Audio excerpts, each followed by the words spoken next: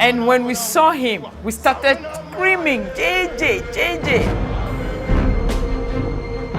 That a coup will not succeed if the atmosphere, the climate is not calling for it. He told Ghanaians, I have hard work for you.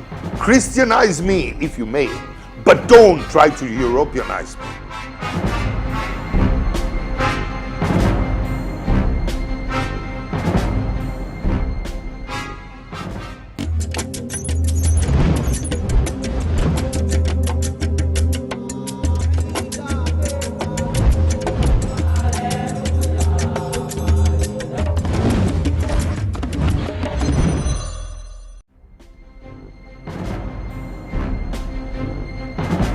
In June 1979, Ghana was at a crossroad.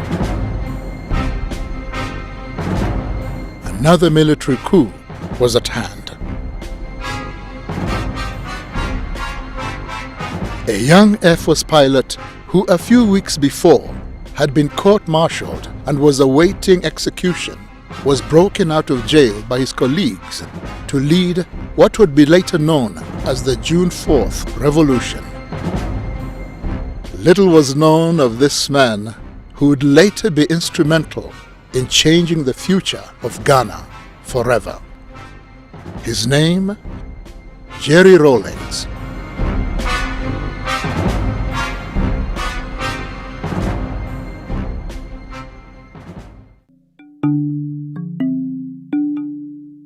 Jerry Rawlings was born in Accra, Ghana, on the 22nd of June 1947 to his mother Victoria Abok-Chui and his Scottish father James Ramsey. He attended Ghana's prestigious Achimota School. An elite school at the time, Achimota was founded on the principle of providing African students with the British model of a public education. The school boasts of an impressive alumni, with Ghana's first president Kwame Nkrumah, Gambia's Sadawada Jawara, and Zimbabwe's president Robert Mugabe, all being former students at different times in the school's history. I must say that it probably was one of the finest times of my life. You know, it's modern school. It's a place to be proud of.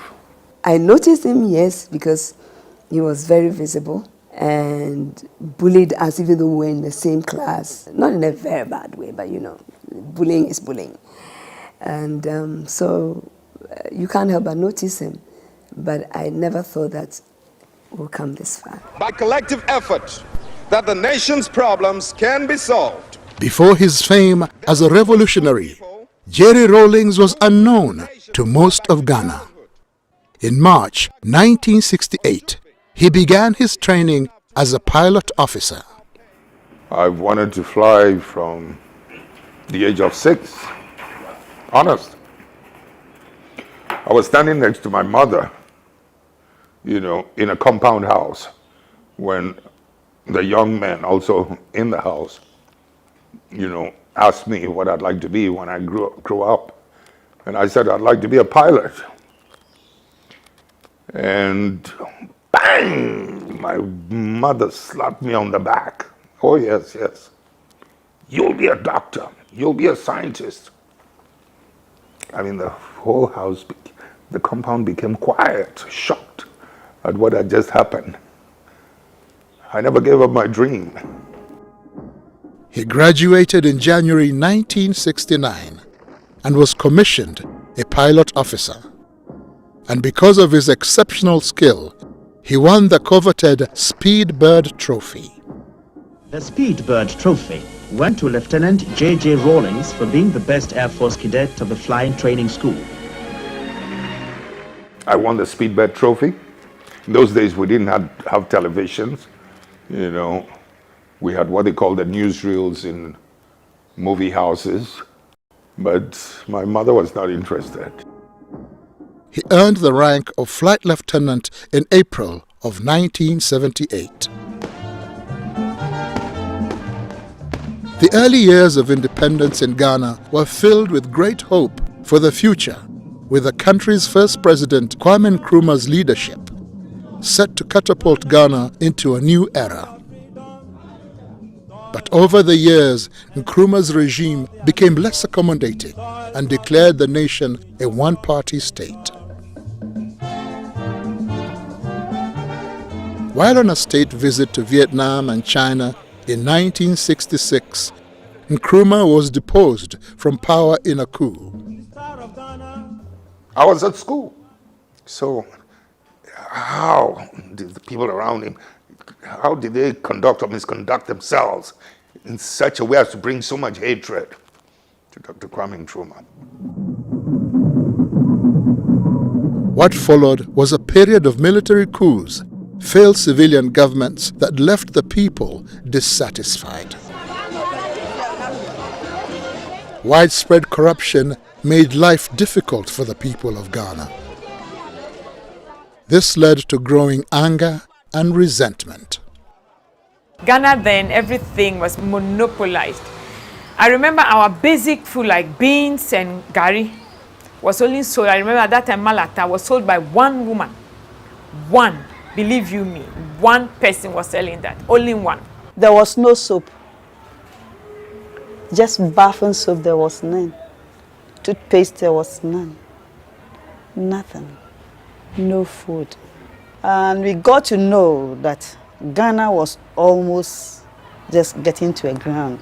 But the point is that we have set the example. We have shown that we're capable of doing it. Jerry Rawlings came into the public eye when on the 28th of May 1979, Rawlings, together with 6 other soldiers, were arrested by the militia for an attempted coup d'etat on the government of General Fred Akufo.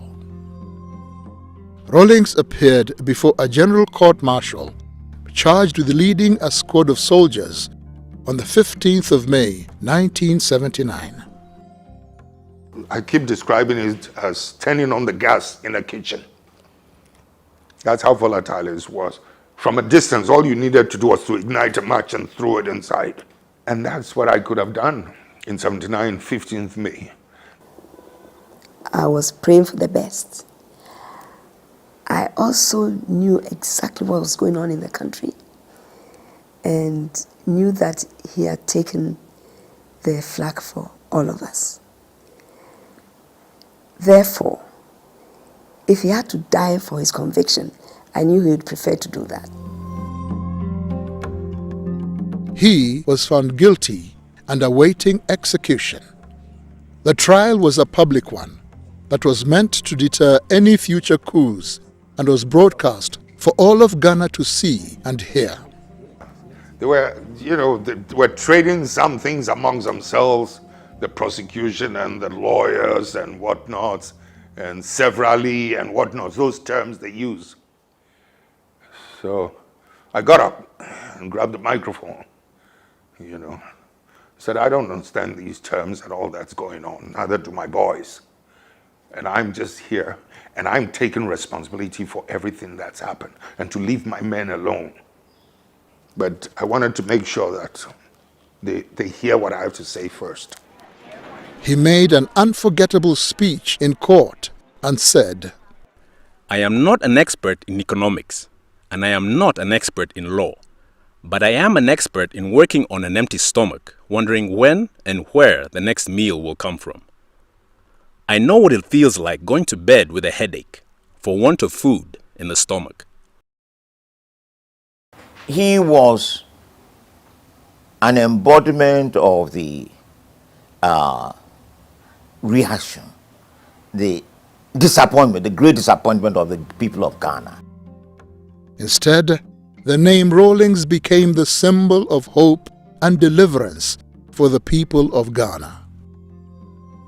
On the 4th of June of that same year, a mutiny by officers in support of his cause broke him out of jail, sparking the revolution. So what would that leave? Yao Graham was in university then and remembers the mood of the time. It was in the middle of this split national mood that J. Rawlings was arrested and reported as somebody who was planning to clean up the mess by overthrowing these people. Now it's important to understand this because He didn't say anything. The prosecution said this was what it was about. But such was the mood that people identified that actually this guy is saying exactly the way we are all feeling. So he became a hero on account of the honesty of the prosecution. 1979, I was almost 10 years. If I recollect, that June 4th, when we heard that something had happened, I think it was on the news. That's the first time you know that something is going on. They start playing Ghana national anthem. So we knew that another person had taken charge of the country. But who, they were not really sure. Some people went and spied and realized that when he alighted from the helicopter, the men picked him up.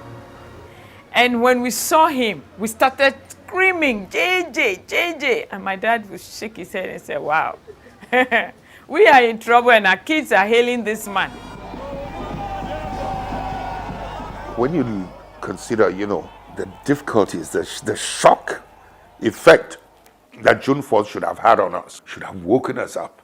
And I do remember, to be quite honest, in those volatile, violent, difficult days when people were calling for let the blood flow, etc., there were some intellectuals and some diplomats who, I guess, have a better knowledge of history, who were asking me that I was exercising too much control. I was restraining it too much. Jerry Rawlings and his soldiers formed the Armed Forces Revolutionary Council, AFRC. I didn't expect to be here. Later, the AFRC carried out what Rawlings described as a house cleaning exercise. This was basically the identifying of leaders that were deemed corrupt. The leaders were either sentenced to prison for their crimes or in some cases executed by the AFRC.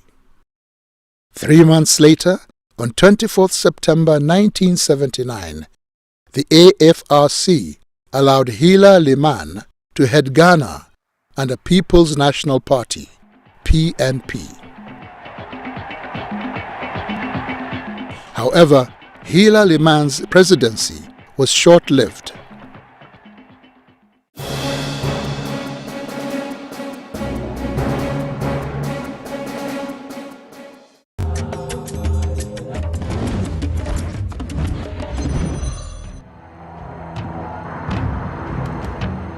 On 31st December 1981, after only 2 years as president, Liman's administration was cut short when Rawlings ousted him in yet another coup, claiming that his government was taking Ghana down a road of economic ruin. But it was his second coming, as we call it here, the 1981 coup d'etat, that then made him the figure that he is today. That was when people encountered him directly or indirectly. It was a fairly difficult period. The PNDC is a government that is or should be run by the people. I ended up in office not because I wanted to be chairman, to be head of state, but it was just my passion to see justice done, my love of freedom. That's what puts me always in this position, or put me in this position. Rawlings' government was called the Provisional National Defense Council, PNDC. PNDC was made up of both civilians and soldiers. The government set about to restore the nation's pride and infrastructure through hard work, determination, and mass inclusion. The politics of the country was being driven very much by ordinary people, by young people, particularly students. And a lot of the people who fanned out across the country to build the base for the PNDC.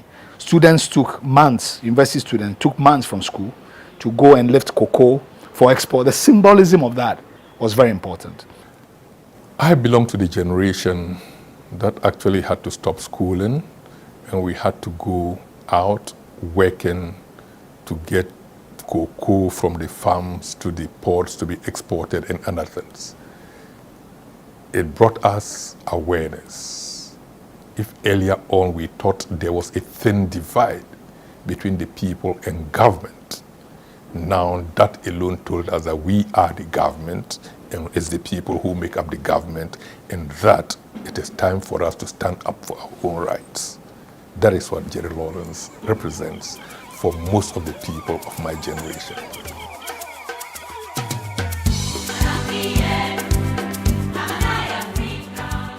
A hands-on leader, Rawlings ensured the rebuilding of Ghana would be shared by all. Soldier and civilian took part, with no task too big or too small.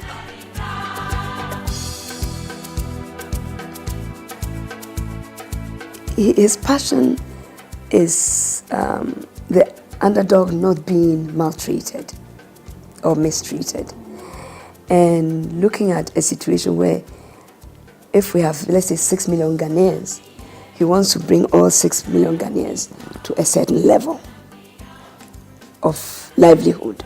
I know him to be a passionate man. He wants things done immediately. I always say Kwame Nkrumah always wants things done yesterday. And Rawlings wanted things done immediately, quick. They have that one in common. He's the type who does not mind getting his hand dirty. He'll be passing here and maybe we are doing a cleanup. He'll come and join us. He'll just get and come and join you. He doesn't see himself as being above people.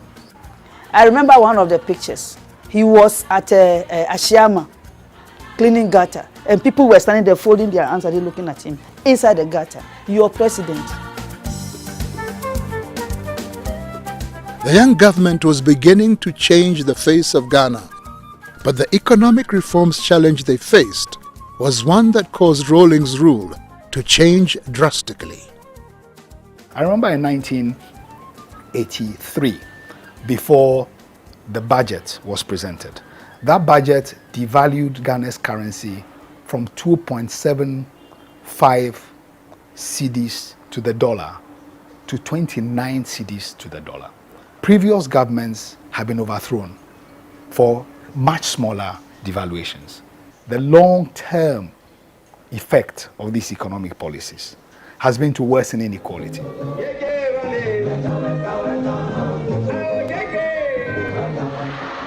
Rawlings' government's response to its critics was to clamp down on opposition. The media in particular was hit hard. Haruna Atta, a journalist, shares his experience. Those were what one would describe as the bad old days when journalists were under siege, sort of. At that time, he was very much seen as the dictator, like the quintessential African dictator. Rawlings and his government had to instill measures that before would seem to be a compromise of their status quo, dealing with the West. Pope John Paul described capitalism, the capitalist economic philosophy, as the savagery of capitalism. What are you going to say about us in the so-called developing world, in Africa? Rawlings is a man of many faces. There was a time I wanted to be a priest, you know. Yeah. Charismatic. How are you? I'm going to take you together with a flower. And now, his long-time secret as an artist has been finally exposed. You may not believe it, but I'd much rather be known as an artist than as a president. Just as I would much rather probably be known for flying skill than being a president. Maybe it's because through this you can see my power of observation, my sense of precision, my striving for excellence. I don't know where you found this, but the point is I've kept quiet about this thing because I haven't done my wife's portrait yet, you know. If I'd done my wife's portrait also, I would have felt good about, displaying this. A family man, he is married to Dr. Nana Agyemang Rawlings, his childhood sweetheart. He doesn't remember. I remember the first place I met him in primary school at a school called Mrs. Sam's School. And he obviously didn't recognize me because I was black, I was dark. Because this lady was fair, and there were a lot of fair kids in the school. And she actually used to discriminate between the fair and the dark ones. So the fair ones knew each other and the dark ones knew each other. So he didn't see me, but I saw him. It's just a joke I crack all the time. Nana, in the first place, was somebody I noticed from the age of 14, somebody I've been in love with. It wasn't until about 5-6 years later that she would even allow me to hold her hands, type of thing. Oh, it took a long time. Together, they have 4 children: Ezanata, Amina, Ya Asentwa, and the only son, Kimathi Rawlings. As if to protect them, Rawlings, being in the center stage of politics, created a deliberate wedge between his children and himself. In the event that his life would be taken, his children would be able to cope in his absence. I avoided my daughters, for some years. I mean, I'd see them, but I did not want to develop any emotional attachment with them. I mean, I longed for it. I wanted to hug them and things like that, but I was afraid if we developed that emotional attachment and something happened, I wasn't too sure how they would be able to cope or handle it. And that's why I kept that distance, you see what I mean? Deliberately, because of the reason I just gave. There was not a good balance in terms of family and work. So I had to be mother and father to them almost throughout their life till they were adults. Yeah. It wasn't easy.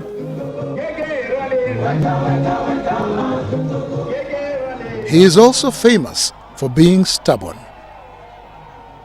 In being stubborn, mind you, while I was in high office as chairman of the PNDC within the revolution or head of state, my stubbornness did not translate itself into stopping our people from doing something that I felt would hurt us. One would sometimes allow it in order not to break the growing confidence in our people. They sometimes needed to make a mistake. My stubbornness did not stand in the way. In the early 1990s, the African continent began to experience a new wave of political structure, the return of multi-party politics. Much like the 1960s, as country after country gained independence from colonial powers, now the people wanted more. Rawlings, always able to read the mood of the people, was quick to embrace it, changing his government from military to civilian. He did not fight against it, but he did say that though he personally did not believe in multi-party politics, but if that's what Ghanaians want, they would have it. So the constitution was written, and from 1992 to the present, we've had one of the most stable democracies in Africa. As required by the constitutional mandate, Rawlings' term of office ended in 2001 and was succeeded by John Kufuor, his main political rival. People like to make all kinds of claims about Rawlings, that he didn't want to hand over. Absolute rubbish. I will use this occasion to tell them something that they never imagined. Had we, any one of us, dared to suggest that we're going to stay on for one more day, we would have lost the complete support of the masses. Jerry Rawlings is not your typical serious military man. he can also humor a crowd. My colleague, ministers of state, honorable lecturers of the various faculties, your excellencies, distinguished ladies and gentlemen. I think I prefer the lady. I prefer the lady.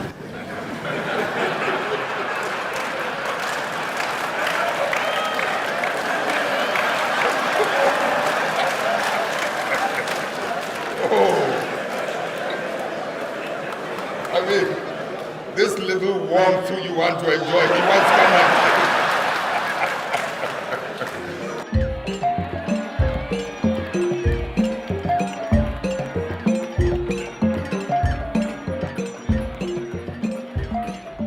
While he was president, Rawlings was able to use a grant of $50,000 from the Hunger Project cash prize he had won as seed money to sponsor the establishment of the University of Development Studies, a state-owned university, the first of its kind in the northern region of Ghana. Before UDS was cited, people who attained higher education, most of them had to travel for 2 days in order to get to school. That tells you how desperate it was for people in the north to get educated. In 2010, Jerry Rawlings was named the African Union envoy to Somalia. I believe the African Union has every reason to feel proud. This is one political and military exercise that we've taken up almost on our own and won for the good of that country, for the good of all of us. During his time as envoy, Somalia, as well as other parts of Northeast Africa, experienced a catastrophic famine that the world called an emergency. Jerry Rawlings was on the ground to see the results of the famine and was deeply moved at the sorry state of the mothers and children he met. In an interview with CNN, Rawlings shared his distressful experience. When you look at the resilience, the fortitude, the strength in these mothers, you know, holding onto these feeble, fragile children, as sorry as you feel for them, you cannot help but also admire, you know, their sense of courage and determination. I mean, let's do what we can. You're clearly moved by what you saw.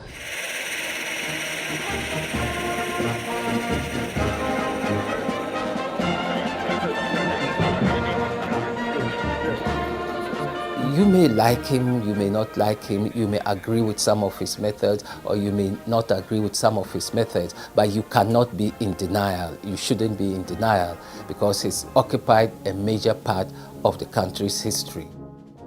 After 18 years in power, where you can say that actually, if you look at the sweep of Ghanaian history, Jerry Rawlings is the second most important ruler in Ghana's history after Kwame Nkrumah.